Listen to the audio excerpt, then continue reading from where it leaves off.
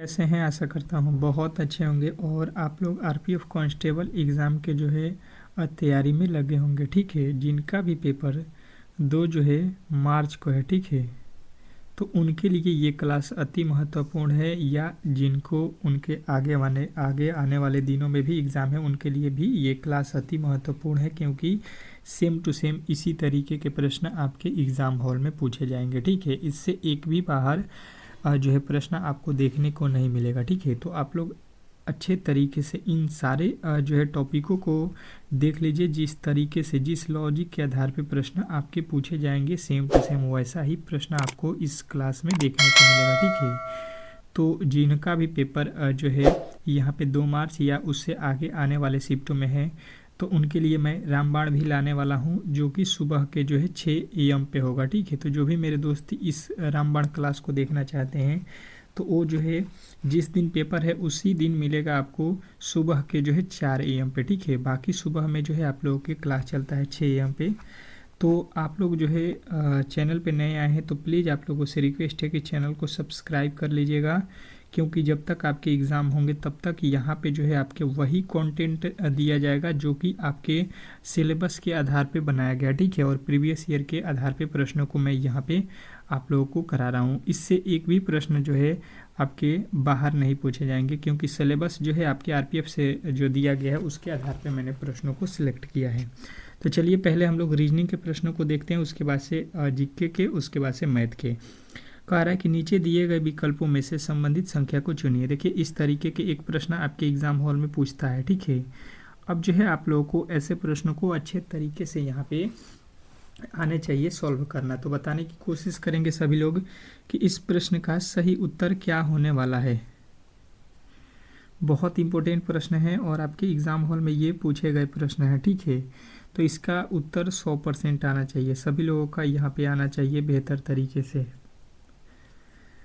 अगर आप देखिएगा यहाँ पे तो आप लोगों को यहाँ पे थोड़ी सी जो है यहाँ पे ध्यान क्या आएगी कि ये जो लिखा गया है ये क्या है, 6 का वर्ग लिखा गया है। ठीक है, 6 का वर्ग क्या होता है, 36 होता है। वर्ग और आपके घन, इस पे आधारित प्रश्न 100% पूछा जाता है। ठीक है, ये देखिएगा, ये 6 का क्या लिखा गया है, क्यूब लिखा गया है। पहले 6 का वर्ग लिखा है, फिर 6 का क्यूब लिखा है। 6 का क्यूब कितना होता है, 216। उसी तरीके से यहाँ पे क्या लिखा है, 9 का वर्ग, तो इसके आगे हम क्या करेंगे, यहाँ पे 9 का क्यूब कर देंगे। और 9 का क्यूब कितना होता है, तो ये होता है 729। और 729 यदि आपने बताया है तो बिल्कुल ही राइट उत्तर है आपके ऑप्शन नंबर डी। तो डी के साथ जितने भी मेरे दोस्त गए हैं उनका बिल्कुल सही उत्तर है। चलते हैं नेक्स्ट प्रश्न की ओर, और एक बार ज़रूर कमेंट बॉक्स में बताइएगा कि किनका पेपर कब है। ठीक है, ताकि हम लोग बेहतर तरीके से तैयारी में जुड़ सके। ठीक है, कमेंट बॉक्स में ज़रूर छाप दीजिएगा कि आपका एग्ज़ाम कब है, किस सिटी में है। ठीक है, नीचे दिए गए श्रृंखला श्रेणी में प्रश्नवाचक चिन्ह के स्थान पे कौन सी संख्या आएगी, ये आप लोगों को बताना है। चलिएगा बताने की कोशिश करेंगे। श्रृंखला श्रेणी से 2 प्रश्न आपके एग्ज़ाम हॉल में पूछे जाएगा। ठीक है, और एक बात बता दूं कि आपके लिए जो है मैंने PDF तैयार कर दिया है। ठीक है, बहुत ही लाजवाब PDF है, ये आप लोगों के सिलेबस के आधार पे बनाया गया है और बिल्कुल इससे एक भी प्रश्न आपके बाहर नहीं पूछे जाएंगे। ठीक है, और ये ऑल सब्जेक्ट का मैंने PDF बनाया है, बहुत ही सस्ता PDF है। और आपके ऑल सब्जेक्ट यानी कि आप इसमें आपके करेंट अफेयर भी शामिल होगा, मैथ भी शामिल है, रीजनिंग भी शामिल है, GK GS भी शामिल है। ठीक है, साइंस भी शामिल है।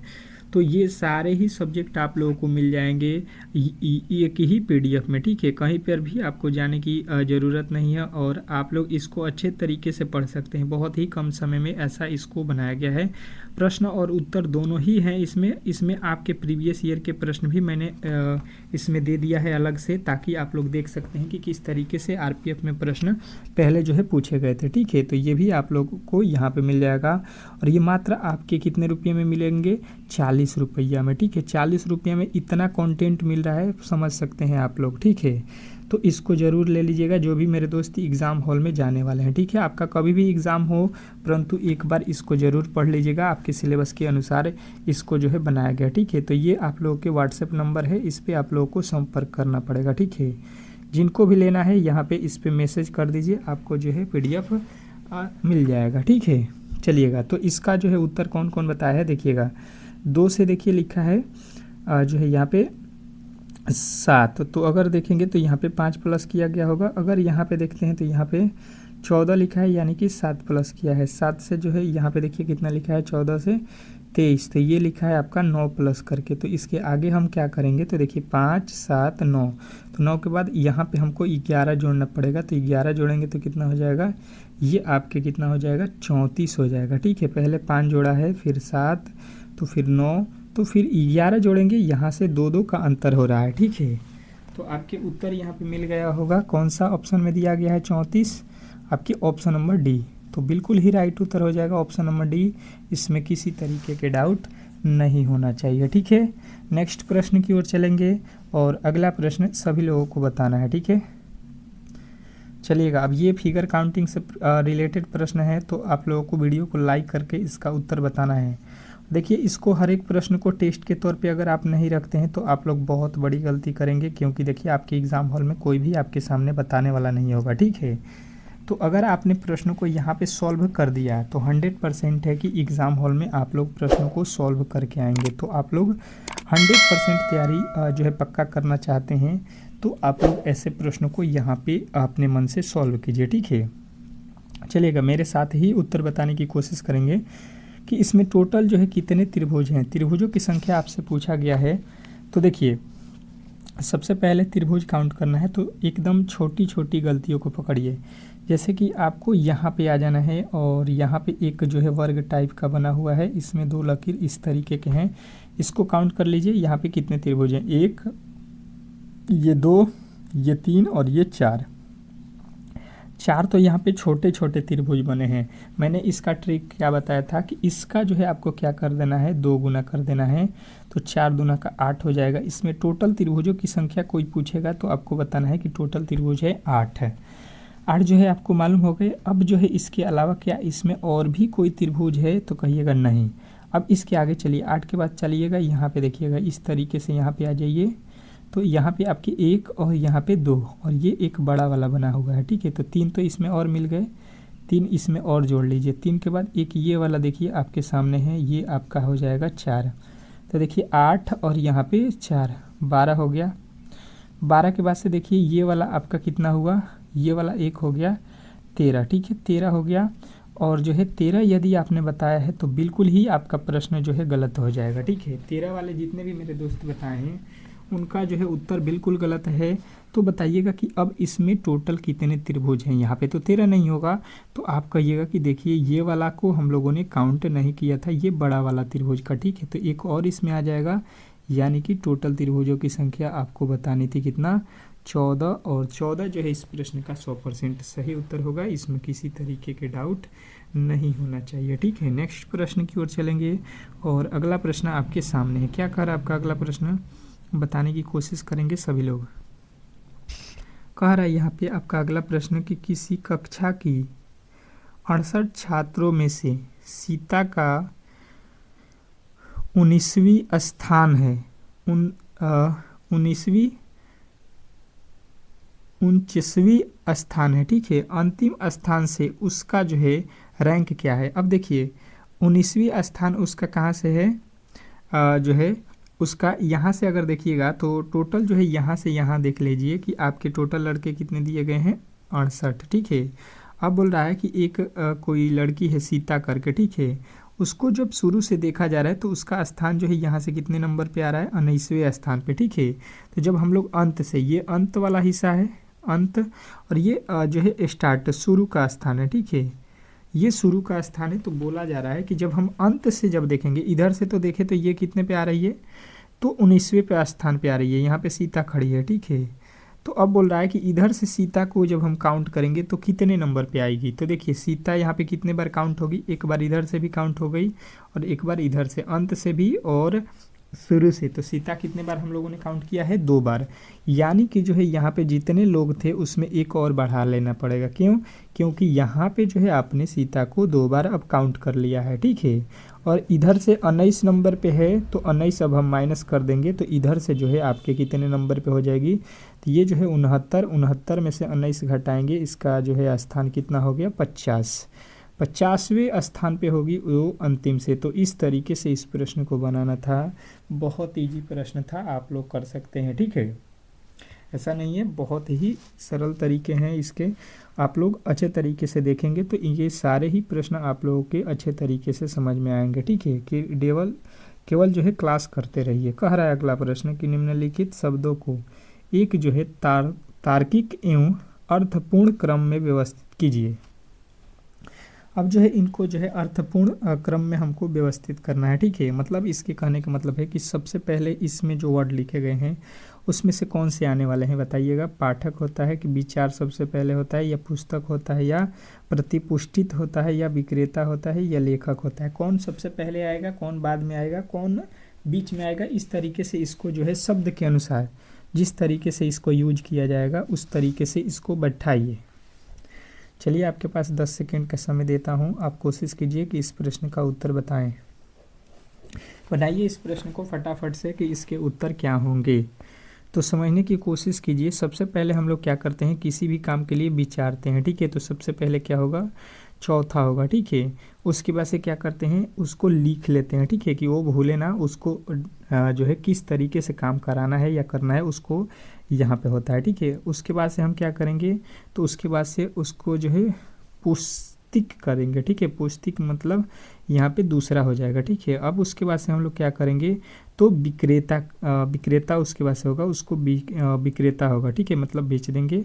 उसके बाद से क्या करेंगे, पाठक करेंगे उसको, और अंत में जो है प्रतिपुष्ट करेंगे, यानी कि 5 अंत में होगा। अब ये देख लीजिए इसका सही अर्थ क्रम है, आपके ऑप्शन नंबर देख लीजिए किसमें है, सी में।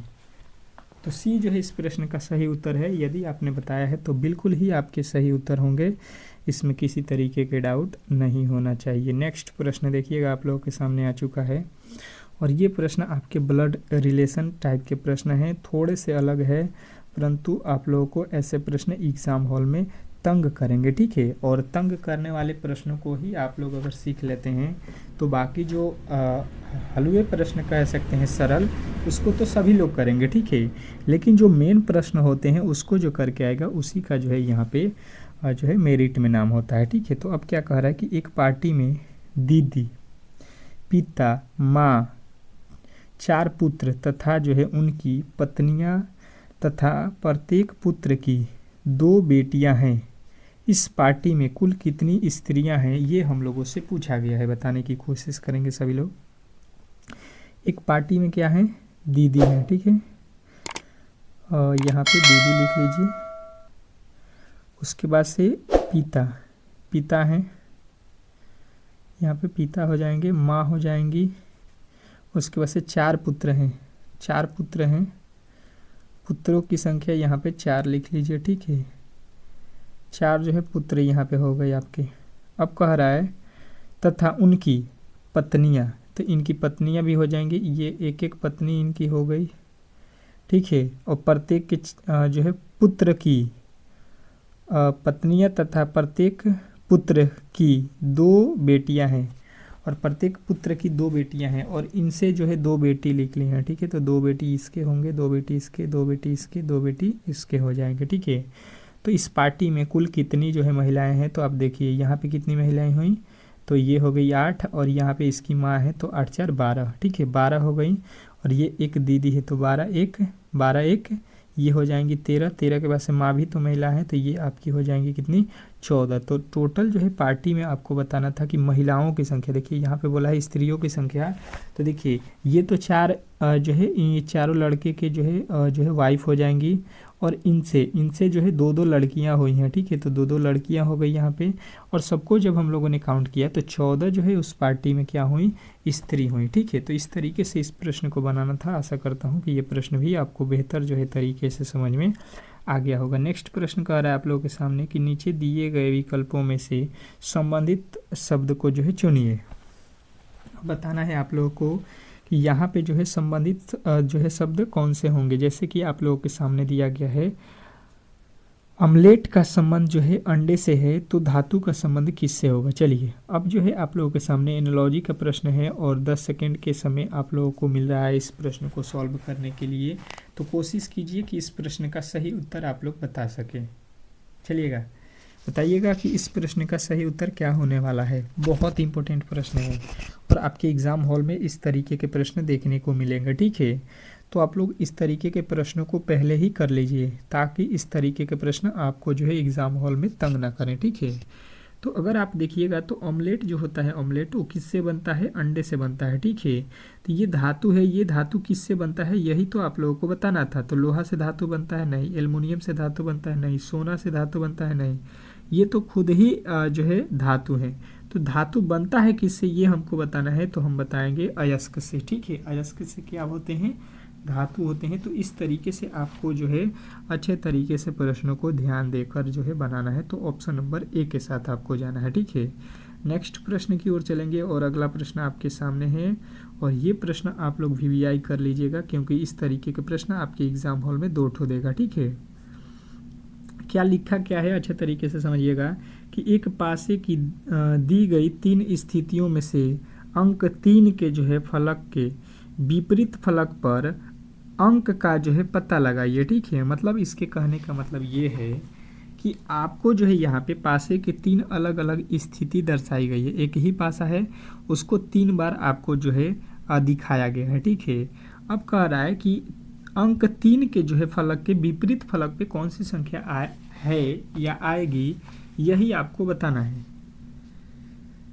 बताने की कोशिश करेंगे सभी लोग। मैंने आप लोगों को पासे से रिलेटेड बहुत ही अच्छे तरीके से क्लास में प्रश्न को कराया भी है, तो कोशिश कीजिए कि इस प्रश्न का सही उत्तर बताएं। आप लोगों को 10 सेकंड हर एक प्रश्न को मिल रहा है, ठीक है। तो ये 10 सेकंड आपके लिए बहुत इंपॉर्टेंट है, ट्राई कीजिए। 8वें प्रश्न का उत्तर क्या होगा, ट्राई तो करिए आप लोग। तो देखिए होगा क्या, अच्छे तरीके से समझ लेते हैं अगर हम लोग। तो 3 देखिए, 3 कहाँ पे है? 3 अंक के पास है, बताना है। तो 3 तो यहाँ पे हमको दिखा। तो ये अगर दोनों ही पासे को लेते हैं तो इन दोनों पासों में कॉमन हमको ढूंढना पड़ेगा, ठीक है। और कॉमन हमको यहाँ पे कोई भी अक्षर कॉमन नहीं मिल रहा है, ठीक है। तो ये दोनों से हम लोग कभी भी जो है इस प्रश्न को सॉल्व नहीं कर सकते हैं। तो हम चलेंगे इस वाले दोनों पासों से।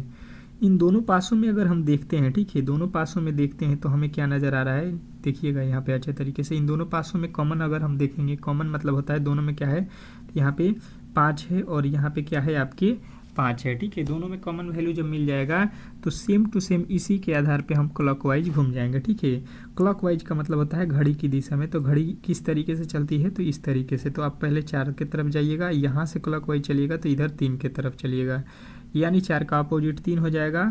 और इसके आगे फिर जब चलिएगा हम लोग तो इसके आगे हो रहा है 2 और इसके आगे जब चलेंगे तो हो जा रहा है 1, ठीक है। यहाँ पे अपोजिट आपको मिल गया, 4 का अपोजिट 3, 3 का अपोजिट 4 बोलिए, या 1 का अपोजिट 2 या 2 का अपोजिट 1 है। तो आपसे पूछा किसका गया है कि 3 का अपोजिट बताइए, तो 3 का अपोजिट आपके क्या हो रहा है, 4 हो जा रहा है, ठीक है। तो बिल्कुल ही आपके ऑप्शन नंबर सी जो इस प्रश्न का 100% सही उत्तर हो जाएगा, इसमें किसी तरीके के डाउट नहीं होना चाहिए, ठीक है। नेक्स्ट प्रश्न की ओर चलेंगे और अगला प्रश्न आपके सामने है। इस प्रश्न का सही उत्तर बताना है। क्या कह रहा है कि उस वेन आरेख का चयन करें जो दिए गए वर्गों के बीच के संबंध को सर्वोच्चतम रूप से दर्शाता है। अब इस तरीके के तो प्रश्न आप लोगों को स्टार मार्क कर लेना है क्योंकि 2 प्रश्न आपके एग्जाम हॉल में पूछा जाएगा, ठीक है।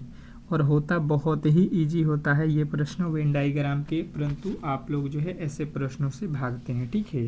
तो यहीं पे जो है आप लोग गड़बड़ करते हैं। होता बहुत इजी है, हड़बड़ी में गड़बड़ी कर देते हैं आप लोग। लिखा है कागज, शिल्प और कला, ये जो है आप लोगों के इसमें वेन डायग्राम बनाना है। कागज पहला दिया है, शिल्प और जो है कला, इनके बीच आपको वेन डायग्राम जो है बता देना है। तो हम क्या करेंगे, देखेंगे यहाँ पे। देखिए सबसे पहले ये कागज हो गया। कागज जो है इसका कुछ हिस्सा क्या होता है, शिल्प होता है। ये हो गया शिल्प। शिल्प जो होता है वो उसका कुछ संबंध क्या होता है, कागज से होता है। और यहाँ पे कला, तो देखिए कला का जो है संबंध कुछ कागज से भी कला होता है संबंध और कुछ जो है शिल्प से। तो इस तरीके से इसका वेन डायग्राम बनेगा जो कि ऑप्शन नंबर आपके जो है ए में दिया गया है। तो ए जो है इस प्रश्न का 100% सही उत्तर होगा, इसमें किसी तरीके के डाउट नहीं होना चाहिए। नेक्स्ट प्रश्न की ओर चलेंगे और अगला प्रश्न आपके सामने है। इस प्रश्न का सही उत्तर बताने की कोशिश करेंगे सभी लोग कि इस प्रश्न का सही उत्तर क्या होने वाला है। कह रहा है आपका अगला प्रश्न कि दी गई आकृति में कितनी लाल गाड़ियाँ या तो इमारत हैं या तो जो है चमकीली हैं, परंतु दोनों नहीं है। ठीक है, दोनों नहीं होना चाहिए। बताना है आप लोग कि ऐसी लाल गाड़ियाँ, तो लाल गाड़ी देख लीजिए आपके सामने, लाल जो है सबसे पहले आपको बॉक्स चुनना है, लाल गाड़ी होनी चाहिए। और उसके बाद से कह रहा है या तो इमारत हो या तो चमकीली हो, और आपको जो है यहाँ पे गाड़ी होनी चाहिए, लाल गाड़ी होनी चाहिए, लाल और यहाँ पे आ गया आपका गाड़ी। ठीक है, इनके बीच में होना चाहिए।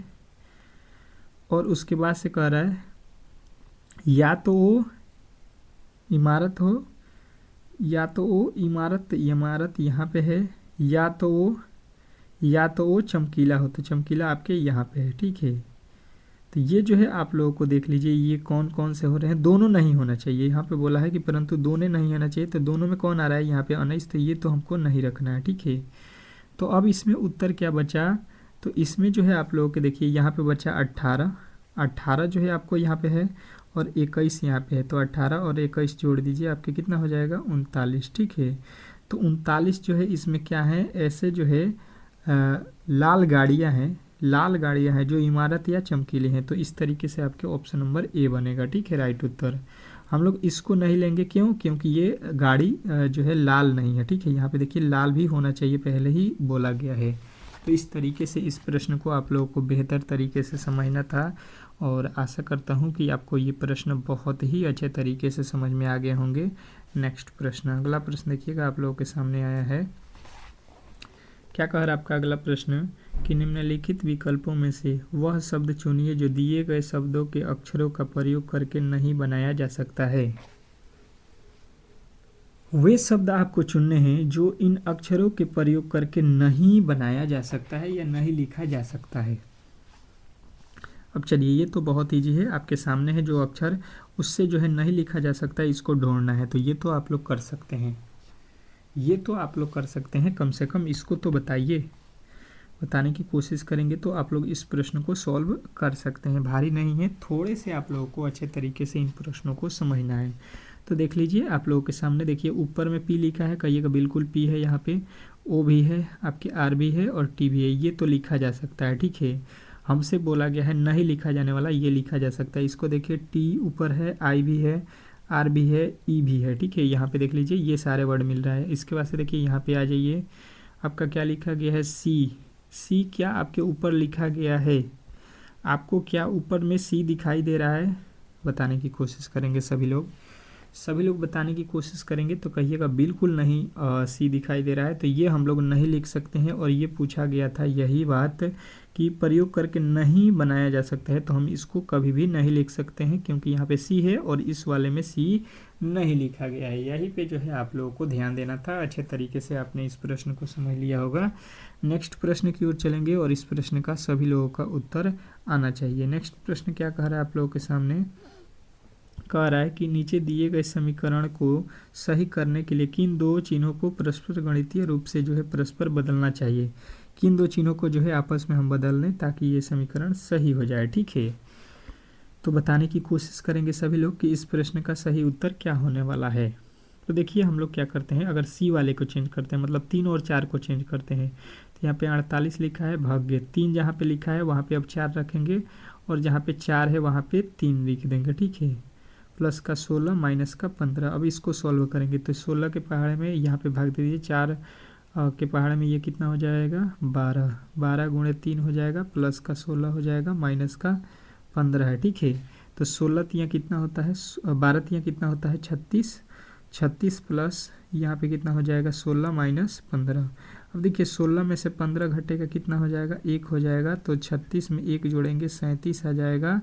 और देखिए यहाँ पे बोला गया था कि 37 ही होना चाहिए यहाँ पे लेफ्ट हैंड में, तो ये कब आ रहा है आप लोगों के, तो यहाँ पे जो है जब हम लोग 3 और 4 को चेंज कर रहे हैं तो राइट हैंड में हमको 37 प्राप्त हो रहा है। तो इस तरीके से ऑप्शन नंबर सी जो है इस प्रश्न का राइट उत्तर हो जाएगा। अब चलते हैं हम लोग जीके जीएस के प्रश्नों की ओर, क्योंकि जीके जीएस आपको मालूम है बहुत ही बेहतरीन तरीके से आपके याद होने चाहिए, क्योंकि 50 नंबर के जो है आपके क्या पूछे जाएंगे 50 क्वेश्चन जीके जीएस के। तो ये आप लोगों के अति महत्वपूर्ण जो है जो है आरपीएफ कांस्टेबल के लिए होने वाला है। तो फटाफट से जीके के प्रश्नों को सॉल्व करते हैं। पहला प्रश्न कह रहा है कि आगरा के लाल किले का निर्माण किसने करवाया था। तो आगरे का जो है लाल किला ये जो है किसने बनवाया है, तो हुमायूं बनवाया। ठीक है, आपको याद रखना है आगरा का जो है लाल किला हुमायूं बनवाया। ठीक है, अगला प्रश्न कह रहा है कि आगरा के लाल किले का निर्माण किसने करवाया था। तो ये तो हम लोगों ने कर लिया है ना, हुमायूं। ये दोबारा से रिपीट हो गया। अगला प्रश्न देखिएगा, कार बैटरी में किस एसिड का प्रयोग किया जाता है। कार बैटरी में किस एसिड का जो है प्रयोग किया जाता है, ये आपको दूसरे में बताना है। ठीक है, बताने की कोशिश करेंगे, यहाँ पे बताने की कोशिश करेंगे सभी लोग कि इस प्रश्न का राइट उत्तर क्या होने वाला है। दो प्रश्न रिपीट हो गया था तो इसलिए थोड़ा सा यहाँ पे दिक्कत था। ठीक है, एक ही प्रश्न 2 बार काउंट हो गया था। यहाँ पे देखिए कह रहा है कि कार की बैटरी जो होता है उसमें किसका उपयोग होता है, तो सल्फ्यूरिक एसिड का। ठीक है, नेक्स्ट प्रश्न फटाफट से देख लेते हैं प्रश्नों को, क्योंकि जीके अति महत्वपूर्ण है। कह रहा है प्लूटो ग्रह को जो है किस श्रेणी में रखा जाता है। प्लूटो ग्रह को जो है किस श्रेणी में रखा जाता है, यही आपसे पूछा गया है। तो इसको हम लोग किस श्रेणी में रखते हैं, बौना ग्रह के श्रेणी में। ठीक है, अच्छे तरीके से आपको ये जो है मालूम होना चाहिए। नेक्स्ट प्रश्न देखिएगा, कह रहा है कि महाबोधि मंदिर कहाँ स्थित है। महाबोधि मंदिर के बारे में जिन्होंने भी अच्छे तरीके से पढ़ा होगा वो तो इसको बता दिए होंगे। ठीक है, बहुत बार ये आप लोगों को मालूम होगा कि बौद्ध से संबंधित है महाबोधि मंदिर। और ये कहाँ पे पड़ता है, कहाँ पे पड़ता है, तो आपके उत्तर पड़ेगा ये बोध गया में है। ठीक है, नेक्स्ट प्रश्न अगला प्रश्न कह रहा है यहाँ पे कि छिपकली का जो है अध्ययन क्या कहलाता है। जो छिपकलियाँ होती हैं, ठीक है, उसके बारे में अगर हम अध्ययन करते हैं, पढ़ते हैं, तो उसको हम लोग क्या बोलेंगे, तो आपके उत्तर बनेगा ये आपका क्या बनेगा, हर्पेटोलॉजी। ठीक है, हर्पेटोलॉजी जो है हम लोग क्या बोलते हैं, छिपकली के अध्ययन को। ठीक है, नेक्स्ट प्रश्न कह रहा है कि पेसमेकर किससे संबंधित है। पेसमेकर किससे संबंधित है, बताने की कोशिश करेंगे सभी लोग कि पेसमेकर जो है इसमें किससे संबंधित होता है। तो आपका उत्तर बनेगा यहाँ पे हृदय से। ठीक है, नेक्स्ट प्रश्न अगला प्रश्न कह रहा है कि पशुपतिनाथ मंदिर कहाँ स्थित है। पशुपतिनाथ मंदिर जो है आपके कहाँ पे स्थित है, ये आपको बताना है। बताने की कोशिश करेंगे सभी लोग। पशुपतिनाथ मंदिर कहाँ पे है, तो आपके राइट उत्तर बनेगा नेपाल में। ठीक है, नेक्स्ट प्रश्न आपके सामने है और अगला प्रश्न कह रहा है कि भारत में किस वर्ष ब्रिटिश अधिनियम जो है समाप्त हुआ था। भारत में किस वर्ष ब्रिटिश अधिनियम जो है समाप्त हुआ था, तो आपका उत्तर बनेगा 1947 में जो है ब्रिटिश अधिनियम जो है समाप्त हो गया था। ठीक है, नेक्स्ट प्रश्न देखिएगा, कह रहा है आप लोगों के सामने कि हुमायूं का जो कि मकबरा कहाँ स्थित है। हुमायूं का मकबरा कहाँ पे स्थित है, बताने की कोशिश करेंगे सभी लोग। 10वें प्रश्न का उत्तर क्या होगा, तो दिल्ली में है। ठीक है, नेक्स्ट प्रश्न देखिएगा आप लोगों के सामने आ चुका है। आर्थिक आपातकाल किसके द्वारा जो है लागू किया जाता है। आर्थिक आपातकाल किसके द्वारा लागू किया जाता है, तो ये आपको मालूम है कि राष्ट्रपति के द्वारा जो है लागू किया जाता है आर्थिक आपातकाल। नेक्स्ट प्रश्न देखिएगा, कह रहा है कि संविधान का कौन सा अनुच्छेद भारत को जो है राज्यों के संघ के रूप में वर्णित करता है। बताइएगा आप लोग, इस प्रश्न का सही उत्तर क्या होने वाला है, तो ये जो है अनुच्छेद 1 करता है। ठीक है, नेक्स्ट प्रश्न देखिएगा आप लोगों के सामने आ चुका है कि आज़ाद हिंद फौज का जो है गठन किस वर्ष हुआ था। आज़ाद हिंद फौज का जो है गठन किस वर्ष में हुआ था, ये आपको बताना है, तो 1942 ईस्वी में। ठीक है, नेक्स्ट प्रश्न देखिएगा आप लोगों के सामने आ चुका है कि भारत के किस राज्य की सीमा सबसे अधिक राज्यों से जो है सटती है। ठीक है, भारत की कौन सी राज्य है जो सबसे अधिक राज्यों से जो है सटी हुई है, तो आपके उत्तर प्रदेश है। ठीक है, नेक्स्ट प्रश्न देखिएगा आप लोगों के सामने आ चुका है कि एक्सरे का जो है आविष्कार किसने किया था। एक्सरे जो होता है उसका जो है आविष्कार किसने किया है, बताने की कोशिश करेंगे सभी लोग। तो सभी लोगों का उत्तर आएगा WC जो है रोएंटीजन। ठीक है, नेक्स्ट प्रश्न देखिएगा आप लोगों के सामने आ चुका है कि माउंट किलिमंजारो कहाँ स्थित है। माउंट किलिमंजारो कहाँ पे स्थित है, बताने की कोशिश करना है सभी लोगों को। तो ये जो है तंजानिया में है। ठीक है, तंजानिया जो है आपके राइट उत्तर हो जाएगा। नेक्स्ट प्रश्न अगला प्रश्न देखिए, कह रहा है कि विश्व स्वास्थ्य संगठन यानी WHO की जो है स्थापना किस वर्ष हुई, ये VVI कर लीजिएगा, बहुत बहुत इंपॉर्टेंट प्रश्न है आपके एग्जाम के लिए, ठीक है। तो ये जो है आप लोगों के 1948 में हुआ था, ठीक है। नेक्स्ट प्रश्न देखिए, गोल्डन गर्ल पुस्तक किसने लिखी? गोल्डन गर्ल पुस्तक जो है किससे संबंधित है, ये आप लोगों से पूछा गया है, ठीक है। बताने की कोशिश करेंगे। तो गोल्डन गर्ल जो है आपके राइट उत्तर हो जाएगा PT उषा से, ठीक है। नेक्स्ट प्रश्न, अगला प्रश्न कह रहा है कि कवकों का जो है अध्ययन क्या कहलाता है? कवकों का जो अध्ययन होता है उसको हम लोग क्या बोलते हैं? तो आपके उत्तर आएगा कि माइकोलॉजी, ठीक है। माइकोलॉजी बोलते हैं हम लोग कवकों के अध्ययन को। नेक्स्ट प्रश्न कह रहा है कि भारत के प्रथम उपग्रह का नाम क्या है? भारत के प्रथम उपग्रह का नाम क्या है, बताइएगा आप लोग सभी लोग। तो सभी का उत्तर आएगा यहाँ पे आर्यभट्ट होता है, ठीक है। नेक्स्ट प्रश्न, अगला प्रश्न कह रहा है कि टीपू सुल्तान मस्जिद कहाँ स्थित है? टीपू सुल्तान मस्जिद कहाँ पे स्थित है, बताने की कोशिश करेंगे सभी लोग। तो ये जो है आप लोगों के कोलकाता में है, ठीक है।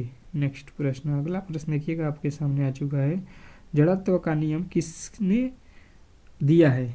जड़त्व का नियम किसने दिया, ये आपको बताना है। तो जड़त्व का नियम तो सबको मालूम है कि न्यूटन साहब ने दिया है। नेक्स्ट प्रश्न, अगला प्रश्न कह रहा है कि फूलों की घाटी कहाँ स्थित है? फूलों की घाटी कहाँ स्थित है? तो आपके उत्तर बनेंगे यहाँ पे, ये जो है उत्तराखंड में है, ठीक है। नेक्स्ट प्रश्न देखिएगा आप लोगों के सामने आ चुका है, अशोक ने बौद्ध प्रचारक के रूप में श्रीलंका किसे भेजा? अशोक ने बौद्ध प्रचारक के रूप में श्रीलंका किसे भेजा था? तो आपके उत्तर बनेगा ये जो है संघमित्रा को, ठीक है। संघमित्रा जो है आपके राइट उत्तर होगा। नेक्स्ट प्रश्न कह रहा है कि किस अनुच्छेद के तहत हिंदी को जो है राष्ट्रीय भाषा का दर्जा दिया गया? तो ये जो है अनुच्छेद आपको बताना है 343 था, इसी के तहत हिंदी को जो है राज्य भाषा का दर्जा दिया गया है। तो इस तरीके से आप लोगों के जितने भी इम्पोर्टेंट यहाँ पे 25 GK GS के प्रश्न थे उसको हम लोगों ने कवर कर लिया है। इसी तरीके के डेली क्लास आप लोगों को प्रोवाइड होता है इस चैनल पे, तो आप लोग इस चैनल को सब्सक्राइब कर लीजिए। मिलते हैं नेक्स्ट वीडियो में, तब तक के लिए जो है धन्यवाद।